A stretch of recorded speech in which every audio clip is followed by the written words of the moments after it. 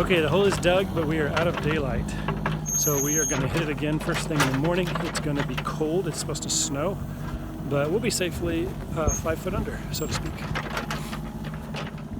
We've had a lot of delays when digging for this greenhouse, but it's finally ready. The holes are in, the drain is in, the pipe is in the ground, and we've backfilled. So we're ready to start building the boxes and the top for the greenhouse.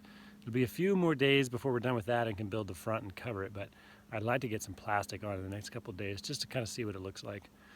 But that's the plan for today.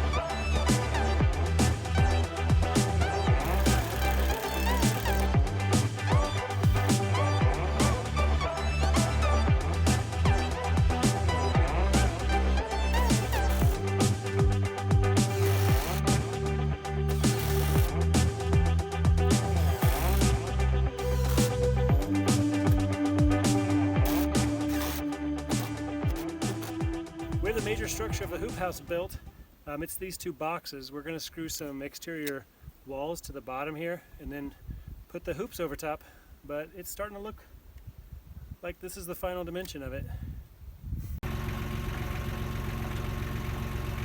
Yesterday went super well in the construction of the hoop house. We got a lot done. We got the boxes built and the wires on. We're going to take them back off because we're kind of just judging them for size. But what's remaining is these two posts here need to be put in the ground, cut off, and tenons put on top. And we're going to put mortises on a beam, and that beam is going to go the length of the greenhouse. The beam I have is not quite long enough, so I got to exercise a joint called a scarf joint, where you take both sides, you cut kind of zigzags on them, and then you drive wedges, and it makes the beam longer. So if you've ever wanted to stretch a board a few feet, that's the way to do it. I don't know how well it's going to work here, especially because I didn't measure super well between the posts, but I think it's going to line up exactly as we need it to make the top ridge. Now you don't really have to put any ridge on there, but we get a lot of snow here, and so it's going to get heavy, and if it doesn't slide off, it's going to basically crush that. So the hope is that with a beam on top, it'll hold the weight of the snow if it does accumulate on top of the hoop house, and we don't have to come out and rebuild it in the middle of the winter. You see, I keep finding stuff like this on our property. That's not ours. It's like a horse brush. We don't have horses. Well, what that tells me is my dog is a thieving little beep, because he went about a quarter mile away and took this from somebody else, brought it back and chewed on it. Man, that dog. We're trying to break the ice. What are you doing? We're trying to break the ice. Get this piece out first and I'll throw it from this side and try hitting it closer. My hands are Plus we have mittens on. How thick is the ice there? We have a piece up there. We have a piece over here. This thick. Oh, yeah, that's an inch easy. Yeah. It's really cold though.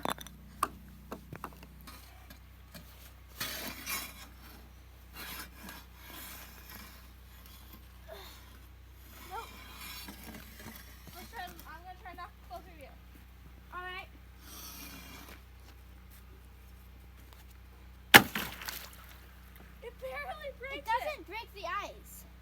Look at the bubbles. It's trying to find land.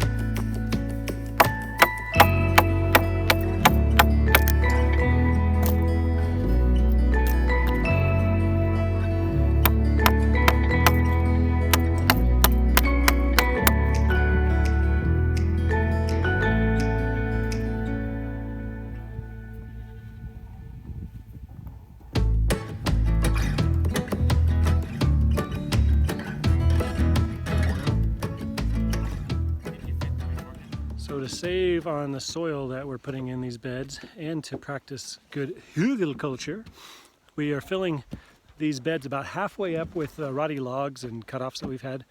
And so that will help the soil to develop, and that will help the roots to go down past the topsoil that we put on, and hopefully get some air and some biomatter up underneath the topsoil.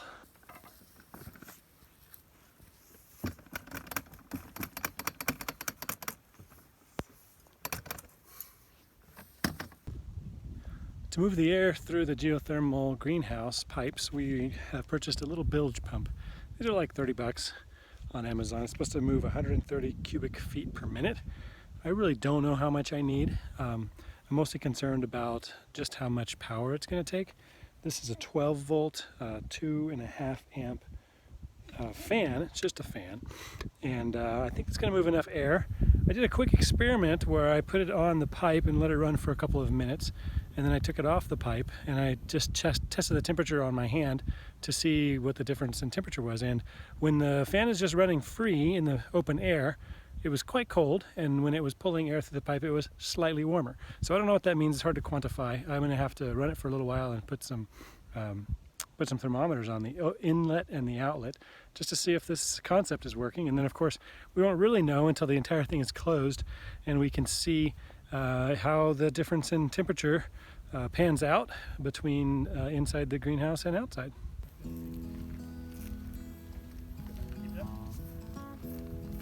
Walk all the way to the end. Just wait my guy along this side. We're going to go straight along this side. The wind will be on our side because the wind's blowing. Look at that.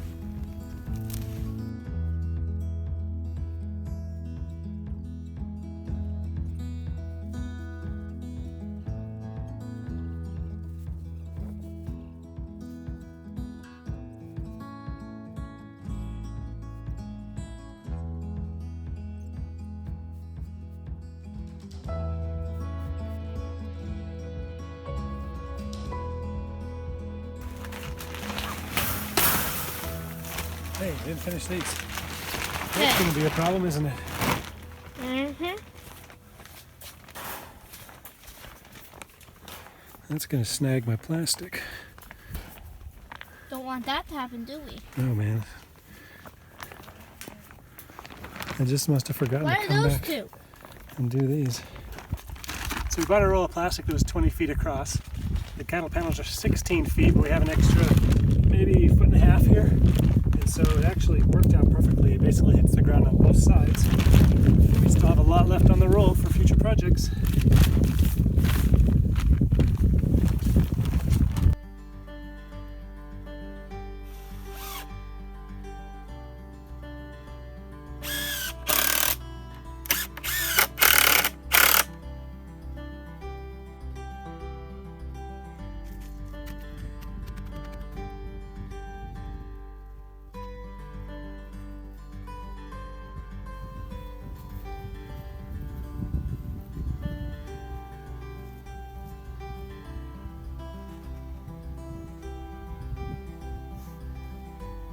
Did you see where I put my saw?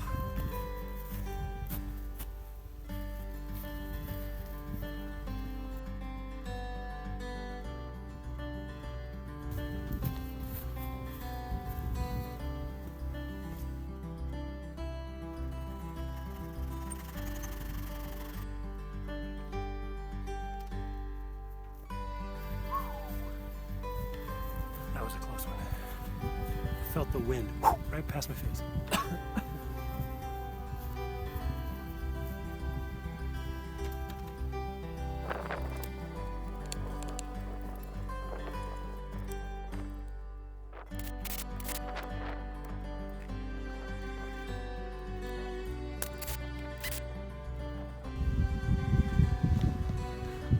Building round stuff is hard. I really think in squares and doing all this angles and cuts.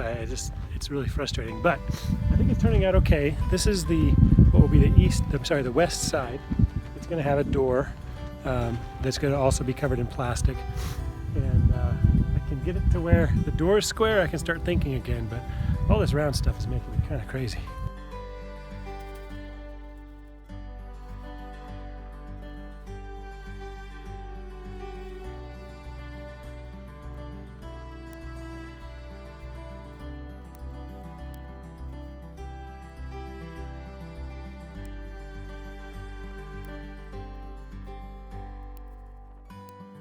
Being a little stingy with the plastic because I want to cover this side with a solid sheet, cut out a hole for the door, and then reuse that cutout for the door itself. So I'm making this piece a little bit slack so that the piece I cut out for the door will be slightly oversized, and hopefully that will mean I don't have to cut a whole another piece of plastic to finish the door.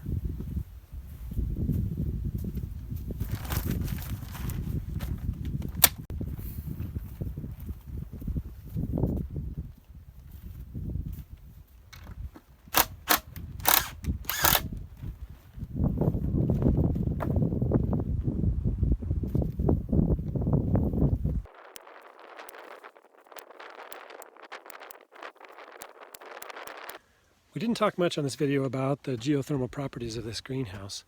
To summarize, there are air tubes that run underground that will force air through, and that should enable us to grow for much longer season.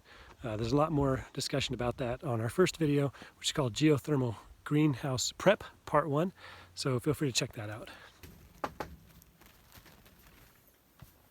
Deanna has not seen the greenhouse yet since we backfilled the hole. So it's been about a week, maybe a week and a half, and she's been busy out of town and doing different things, so she just hasn't had a chance to come out here while we're working on it. But today's the first day, so it'll be interesting to see what her reaction is.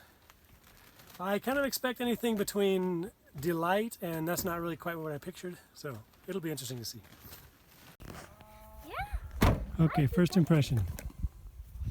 It's shorter than I thought it was going to be. For whatever reason, I thought the beds would be taller, just in my head.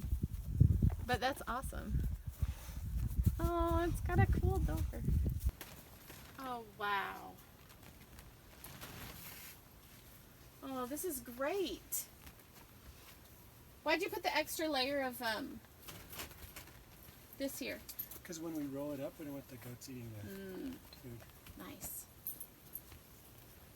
Micah, do you want to show her how it rolls up? You can roll it up.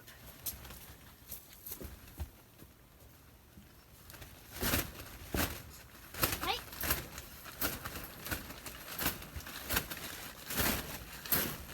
Oh my gosh. That's amazing. I don't have a hook or anything yet, but Yeah. we'll hook something. We won't need it till summer. We'll put a rope or something here so you can just set What, this. Ema? Yeah.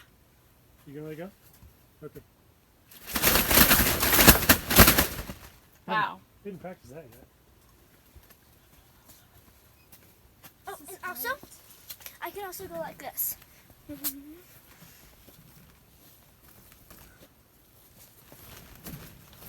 This is great. Isn't that cool? The greenhouse is done, and even though it's November, we're going to try planting some cool weather plants in there. Not sure yet how the geothermal aspect is going to work, and I still have to set up the controller for the fan so that it will come on and off at certain temperatures, and I'm probably going to over-engineer that. At least I'm planning on it. So stay tuned. Thank you for watching. Thanks for coming along on our journey. We'll see you in the next one. Bye.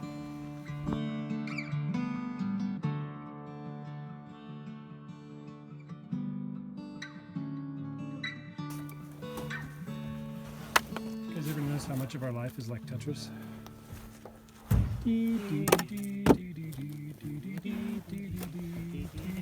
If you get a long one, the whole road disappears. Oh.